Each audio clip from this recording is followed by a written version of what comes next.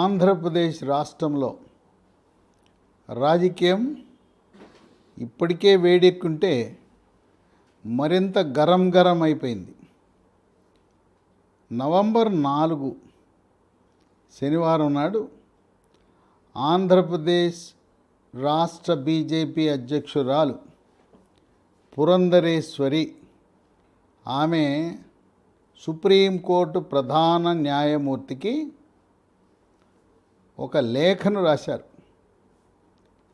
ఈ లేఖలోని అంశాలు చాలా విశేషమైన అంశాలు. ఆంధ్రప్రదేశ్ రాష్ట్రములో బెయిలుపై షరతులు ఉల్లంఘించి ప్రజలను భయభ్రాంతులకు గురిచేస్తూ ప్రతిపక్ష నాయకులను కూడా స్వేచ్ఛ లేకుండా రాక్షస పాలన సాగిస్తున్న విజయసాయిరెడ్డి మరియు వైఎస్ జగన్మోహన్ రెడ్డి ఇద్దరిపై పురంధరేశ్వరి ఫిర్యాదు చేయడం జరిగింది. ఆ ఫిర్యాదులో ఉన్న అంశాలు ఏంటంటే,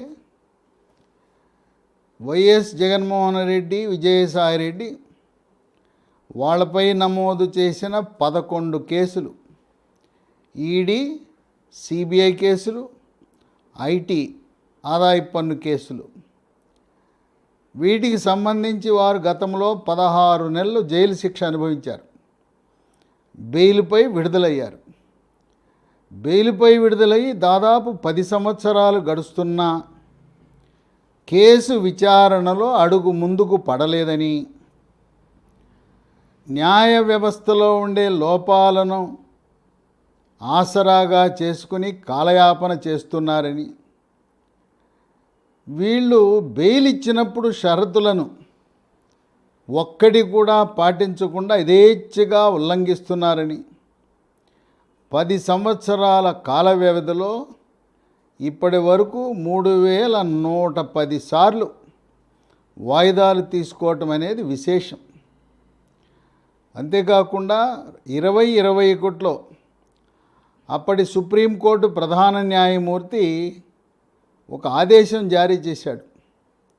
దేశంలో ఉండే అన్ని రాష్ట్ర హైకోర్టులలో సుప్రీంకోర్టులో పెండింగ్లో ఉన్న ఎమ్మెల్యేలు, ఎంపీలు, రాష్ట్ర కేంద్ర మంత్రులపై ఉండే కేసులన్నీ కూడా 12 నెలల లోపల విచారణ పూర్తి చేయండి, వాళ్ళు నిర్దోషులైతే విడుదల చేయండి, కేసు కొట్టేయండి, నేర రుజువైతే వాళ్లకు మళ్ళీ జైలు శిక్ష విధించవలసిన అవసరం ఉంటుందని ఆదేశాలు ఇచ్చిన సుప్రీంకోర్టు 2021 ఆగస్టు నెలలో ఇచ్చిన మార్గదర్శకాలను, ఆదేశాలను రాష్ట్ర హైకోర్టులే కాకుండా వివిధ దర్యాప్తు సంస్థలలో ఉండే కేసులు, CBI court, ED court, ACB court, ఈ కోర్టులలో ఉండే జిల్లా స్థాయి న్యాయమూర్తులు కూడా పాటించాలని ఆదేశాలు ఇచ్చారు.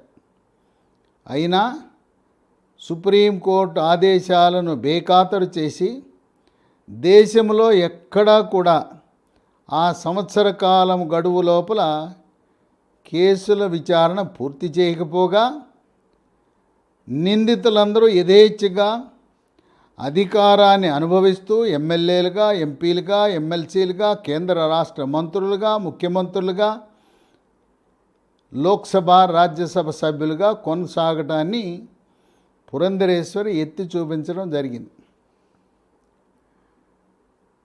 ఇక్కడ సిబిఐ కోర్టుకి వ్యక్తిగత హాజరు ఉండాలి. వీళ్ళు ముఖ్యమంత్రి విజయసాయిరెడ్డి ఏదో పని భారము, ఏదో మాకు అక్కడ పని ఉంది, ఇక్కడ పని ఉంది, ప్రభుత్వ కార్యకలాపాలను అడ్డుపెట్టుకుని వ్యక్తిగతంగా కూడా సిబిఐ కోర్టుకు హాజరు కాకుండా వీళ్ళు న్యాయ వ్యవస్థలను ప్రభావితం చేస్తున్నారనే అంశం కూడా సుప్రీంకోర్టు దృష్టికి వచ్చింది.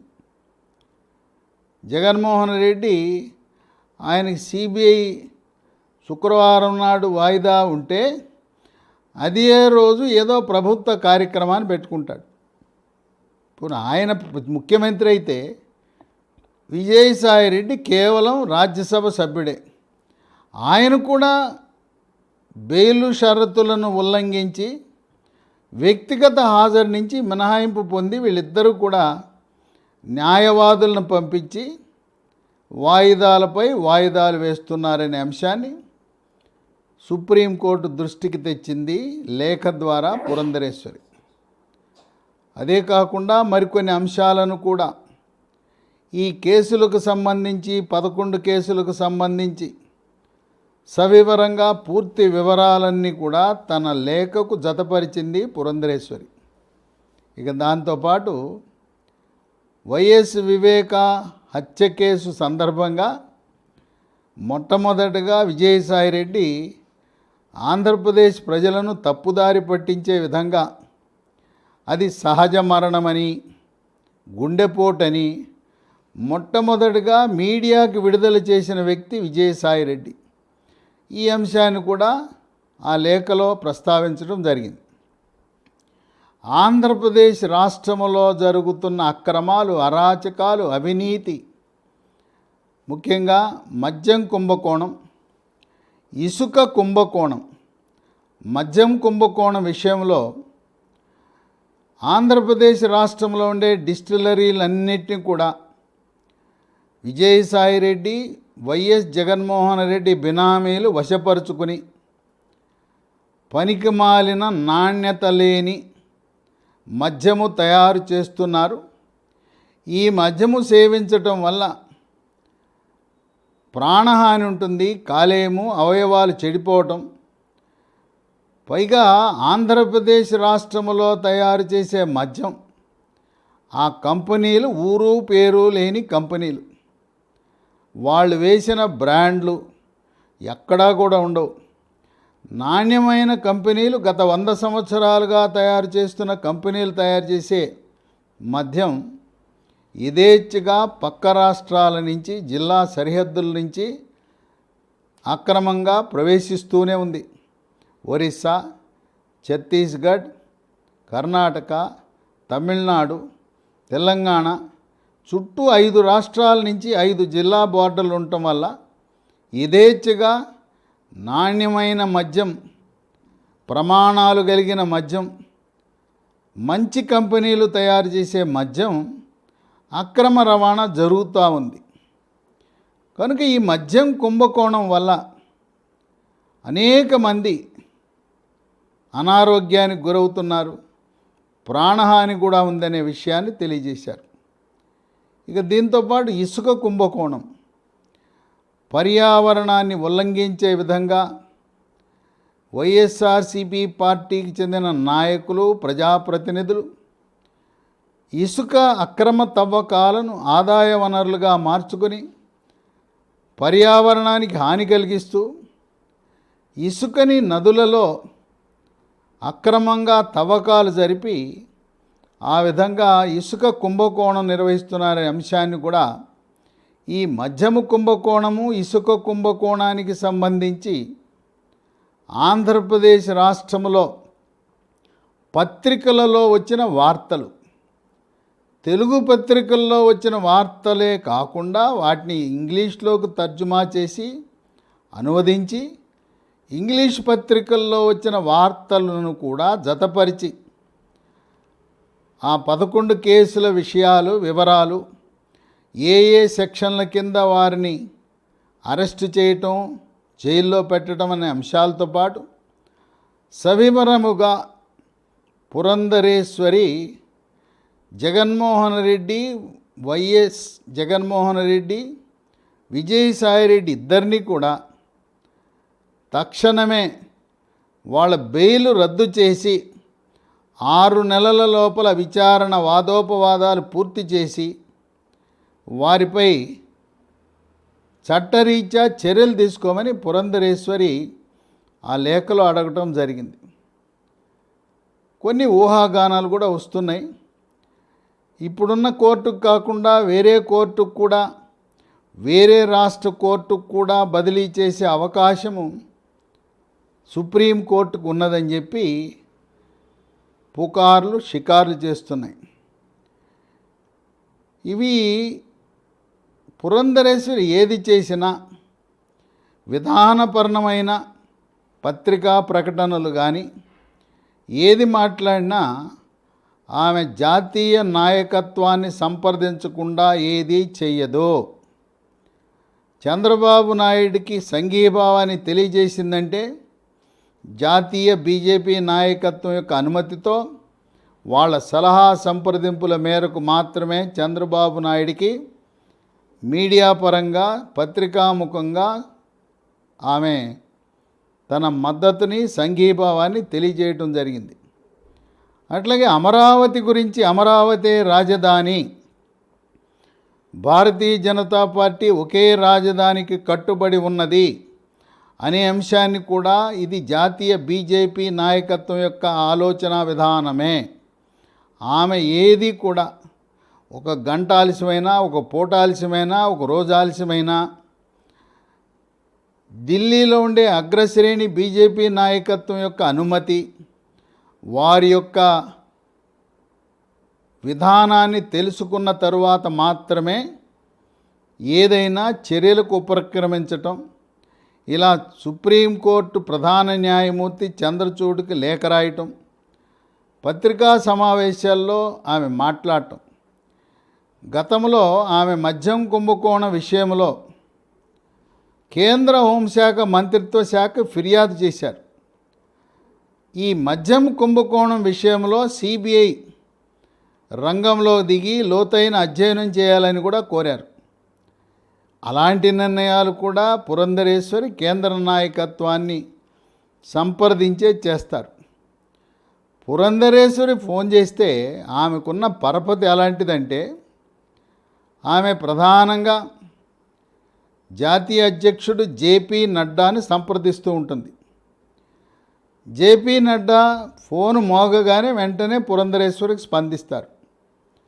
అలాగే భారతీయ జనతా పార్టీ సంస్థాగత వ్యవహారాల ప్రధాన కార్యదర్శి బిఎల్ సంతోష్ కూడా ఫోన్ చేయగానే వెంటనే స్పందించి ఏమ్మా చెప్పండి అని ఆయన కూడా సలహా సంప్రదింపులు ఇస్తారు.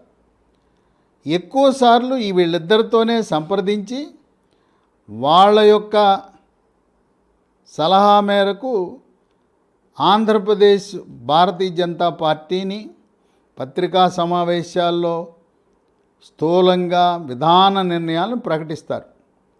కొన్ని సందర్భాల్లో పురంధరేశ్వరి కేంద్ర హోంశాఖ మంత్రి అమిత్ షాతో కూడా ప్రత్యక్షంగా మాట్లాడి ఇక్కడ జరుగుతున్న విషయాలతో ఏ విధంగా స్పందించాలనే విషయంపై అమిత్ షా కూడా చాలా ఓపికగా, పురంధరేశ్వరి అంటే ఢిల్లీలో జాతీయ స్థాయిలో ఆమెని పురంధరేశ్వరి అనరు, ఎన్టీఆర్ కా బేటీ అంటారు. ఆ ఎన్టీఆర్ కా బేటీ అనే ఒక పేరు భారతీయ జనతా పార్టీ అగ్రశ్రేణి నాయకత్వము పార్లమెంట్లో, లోక్సభ, రాజ్యసభలో అన్ని పార్టీల్లో కూడా చాలా మంచి పేరు తెచ్చుకుంది. ఏదైనా అవసరం ఉంటే ప్రధానమంత్రి కార్యాలయానికి ఫోన్ చేయగానే, ఒకవేళ మోడీ బిజీగా ఉన్నా ఈమె ఫోన్ చేశారనే సమాచారం ఇవ్వగానే మళ్ళీ అక్కడి నుంచి తిరిగి ఫోన్ చేసి మాట్లాడటం జరుగుతుంది. గతంలో ఉన్న బీజేపీ నాయకులకు భిన్నంగా ఈమె భారతీయ జనతా పార్టీ జాతీయ నాయకత్వం యొక్క ఆలోచన సరళి, వ్యవహార సరళి, వాళ్ళ యొక్క విధానానికి అనుకూలంగానే నడుస్తారు.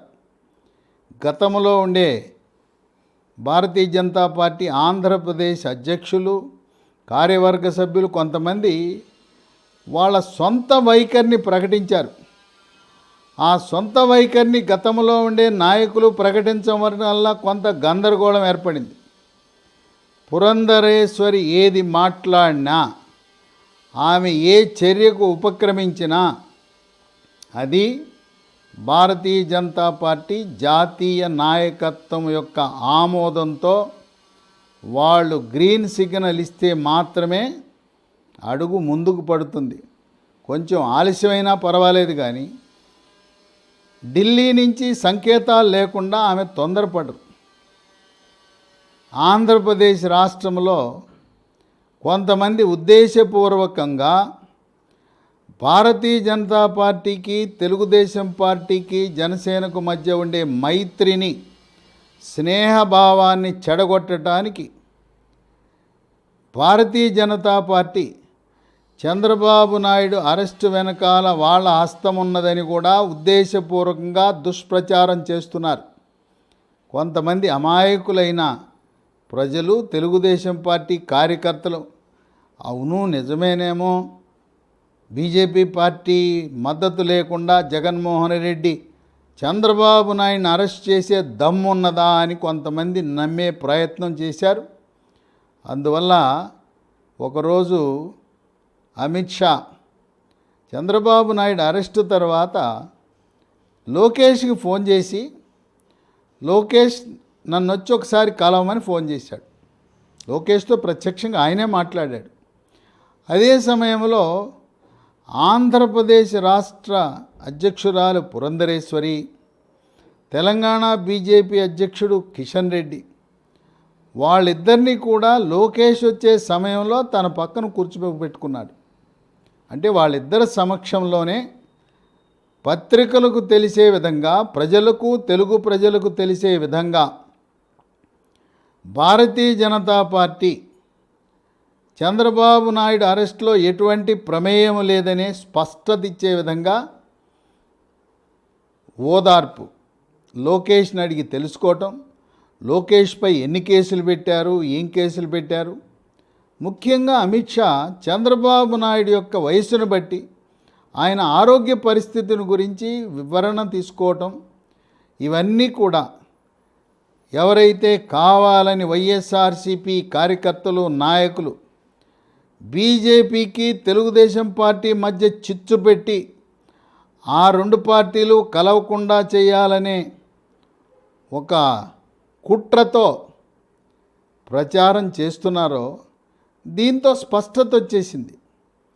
భారతీయ జనతా పార్టీకి చంద్రబాబు నాయుడు అరెస్ట్కి ఎటువంటి సంబంధము లేదు. అలాగే కిషన్ రెడ్డిని లోకేష్ సమక్షంలో అక్కడ ఉంచటము ద్వారా తెలంగాణ రాష్ట్రంలో ఎలాగో తెలుగుదేశం పార్టీ పోటీ చేయదు. ఇప్పటికే జనసేన, తెలుగుదేశం పార్టీ ఆంధ్రప్రదేశ్లో పొత్తు పెట్టుకున్నాయి. అవి రెండు కలిసికట్టుగా పనిచేస్తున్నాయి. జనసేన పార్టీ తెలంగాణ రాష్ట్రంలో బీజేపీతో పొత్తు పెట్టుకున్నది కనుక జనసేన నాయకులు, పవర్ స్టార్ పవన్ కళ్యాణ్ అభిమానులు, మెగాస్టార్ చిరంజీవి అభిమానులు, ఆ మెగాస్టార్ కుటుంబంలో ఉండే చెర్రీ, బన్నీ, ఆ యొక్క సినీ నటుల యొక్క అభిమానులందరూ, వాళ్ళతో పాటు ఎన్టీఆర్ అభిమానులు, చంద్రబాబు నాయుడు అభిమానులు, సాఫ్ట్వేర్ రంగ నిపుణులు, తెలంగాణ రాష్ట్రంలో స్థిరపడిన సీమాంధ్ర వాసులు, కాపు, బలిజ, తెలగ, ఒంటరి, తూర్పు కాపు, మున్నూరు కాపు సామాజిక వర్గానికి చెందిన వాళ్ళు, కమ్మ సామాజిక వర్గం వాళ్ళందరూ కూడా భారతీయ జనతా పార్టీ, జనసేన కూటమికి మద్దతు ఇవ్వడానికి నిర్ణయం చేసుకున్నారు. ఎందుకంటే తెలంగాణ రాష్ట్రం నుండే సీమాంధ్ర వాసులకు ఏ విధంగా ఆంధ్రాలో నివసించే పౌరులు, ప్రజలకు కాంగ్రెస్ పార్టీ అంటే అసహ్యం పుట్టిందో, రోత పుట్టిందో,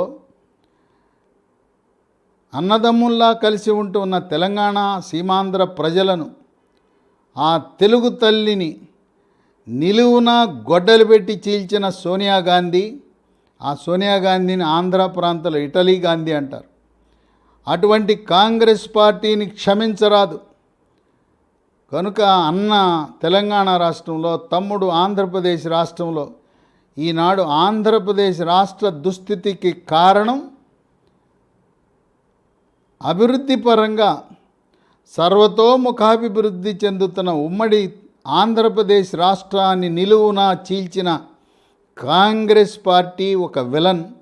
అటువంటి కాంగ్రెస్ పార్టీకి తెలంగాణ రాష్ట్రంలో ఉండే సీమాంధ్రవాసులు కానీ, తెలుగుదేశం పార్టీ అభిమానులు, ఎన్టీఆర్ అభిమానులు, చంద్రబాబు నాయుడు అభిమానులు, జనసేన పార్టీకి సంబంధించిన వారు ఎవ్వరు కూడా కాంగ్రెస్ పార్టీ ఇప్పటికే ఒక స్థిర నిర్ణయానికి వచ్చారు.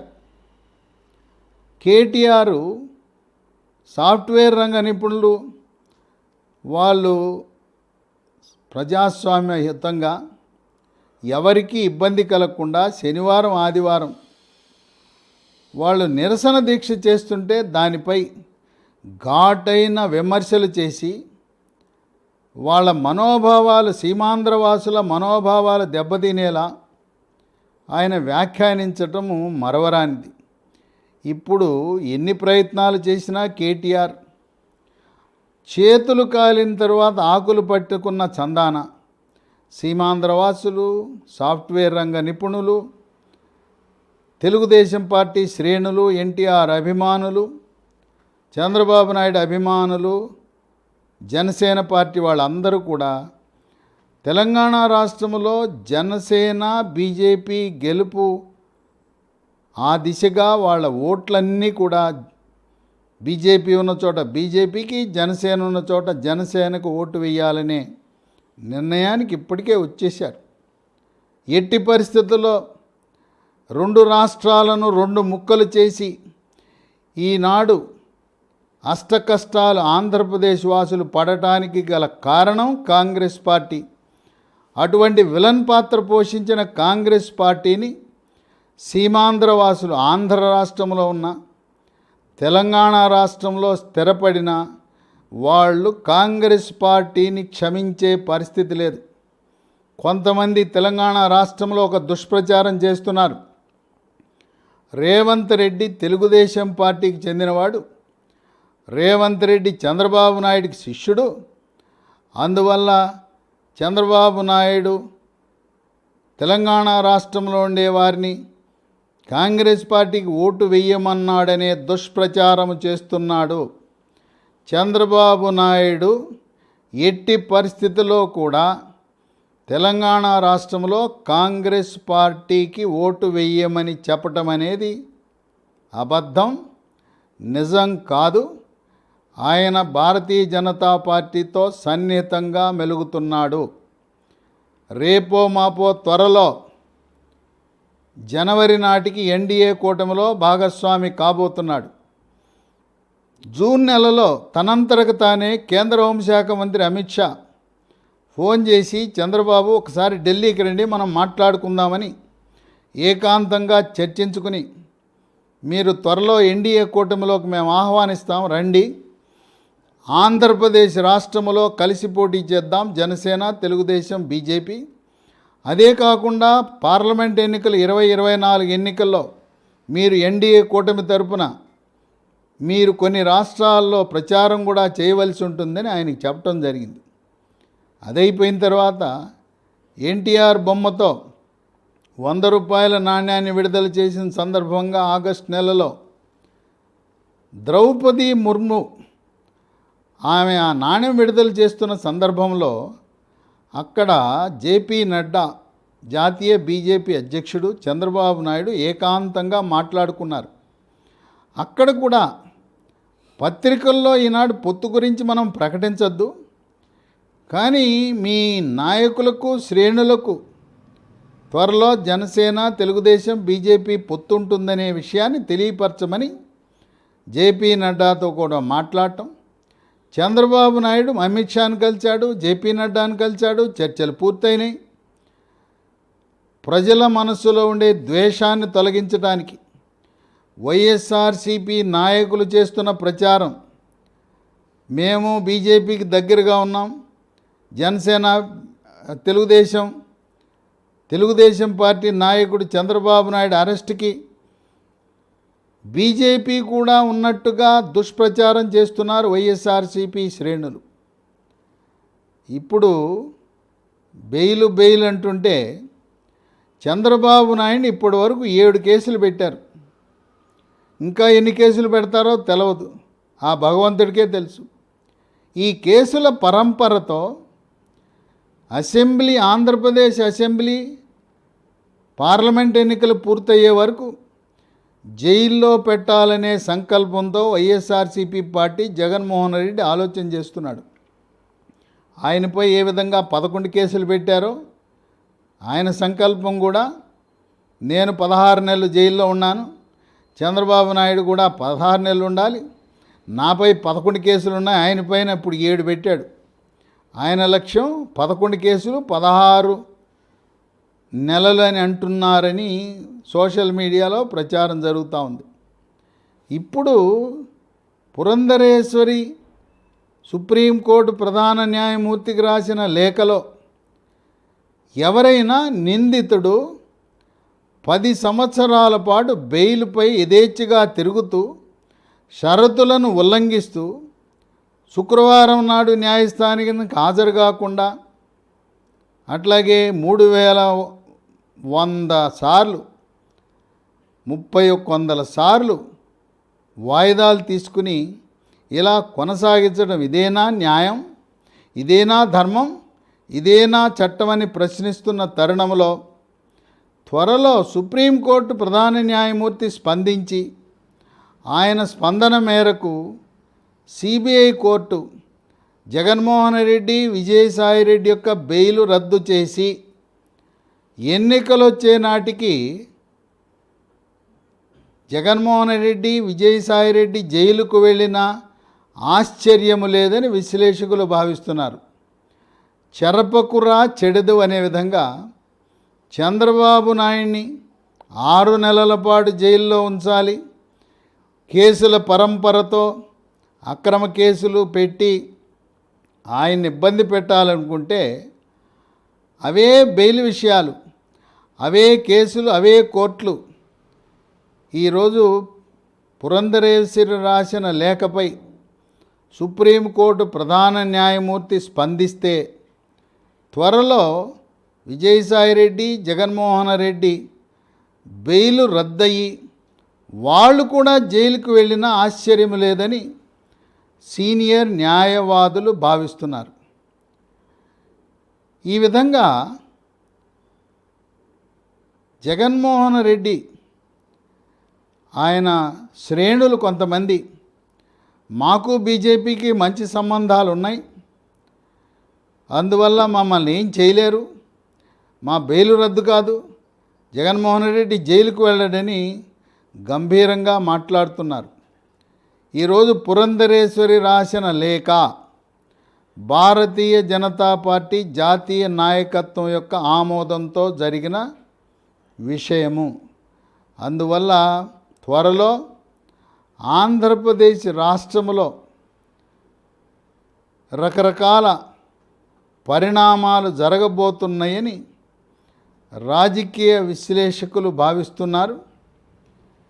అక్కడ కేంద్రంలో జగన్మోహన్ రెడ్డి వైఎస్ఆర్సీపీ పార్టీకి 9 మంది రాజ్యసభ సభ్యులు ఉండటం వల్ల లోక్సభలో ఆమోదం పొందిన బిల్లులు రాజ్యసభ ఆమోదము పొందకపోతే అవి చట్టరూపము దాల్చవు గనుక ఆ 9 మంది రాజ్యసభ సభ్యుల మద్దతు కొరకు అంతవరకు మాత్రమే, రాజ్యసభ వరకు మాత్రం ప్రభుత్వము నిర్వహించడానికి, బిల్లులు పాస్ అవ్వడానికి, చట్టరూపం దాల్చడానికి మాత్రమే పరిమితం.